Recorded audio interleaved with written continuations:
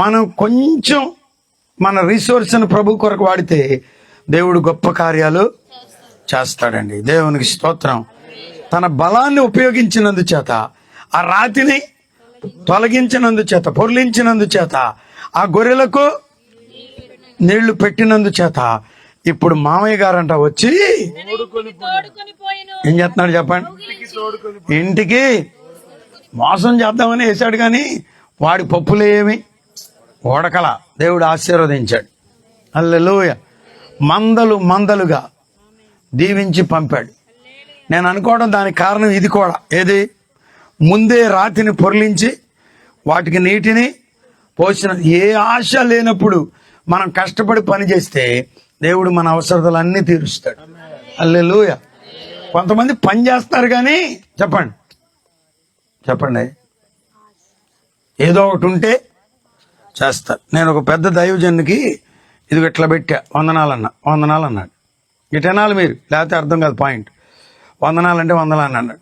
సరే పెద్ద ఆయన కదా అంటుకుంటే ఆశీర్వాదం అని ఇట్లా చేయిచ్చా. ఇది పెట్టావుగా చాలులే, మళ్ళీ చెయ్యి ఎందుకు అన్నాడు. కొంచెం కష్టమైంది. దేవునికి స్తోత్రం. అనుకున్నంత తేలిగ్గా దేవారా. ఆ తరువాత చాలా సంవత్సరాలకు ఒక రోజున ఒక ధనవంతుడు వచ్చాడు. ఆయన పక్కనే కూర్చున్నాడు. ఆయన ఎవరో చెప్పారంటే వీడికి 3,000 కోట్లు నేను ఉట్టితే వీడి అన్ని అబద్ధాలు చెప్తే ఈ ఏరియాలు తిరుగుతున్నాడు. 3,000 కోట్లు ఏమీ లేవు.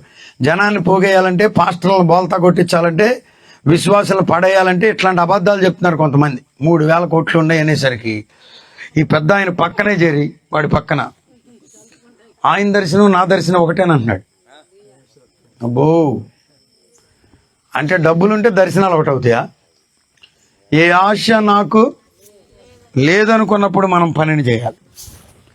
ఏ ఆశ నాకు లేదానుకొనగా దేవా నీకేమి అర్పింతునో. హల్లెలూయా. ఏమి ఎక్స్పెక్ట్ చేయకుండా పని చేయడం మనం నేర్చుకోవాలి. ఏ అవకాశం లేదనుకున్న చోట పనిని మనం చేయాలి. ఏదో తిరిగి వస్తుందన్న చోట మనం పనిని చేయడం కాదు. మగ సభల్లో చేశారు కాబట్టి నేను కాదు సభల్లో చేస్తానండం అనేది అది ఏంటి చెప్పండి, బదులు. కానీ ఎవరు మనకు పని చేయని చోటుకెళ్ళి కూడా మనం పనిని చేయాలి.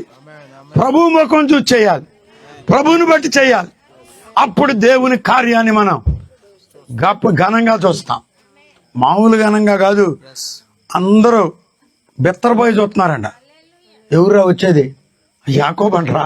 అమ్మో ఒంటెలు, అమ్మో గాడిదలు, అమ్మో గొర్రె మందలు, అమ్మో గుంపులు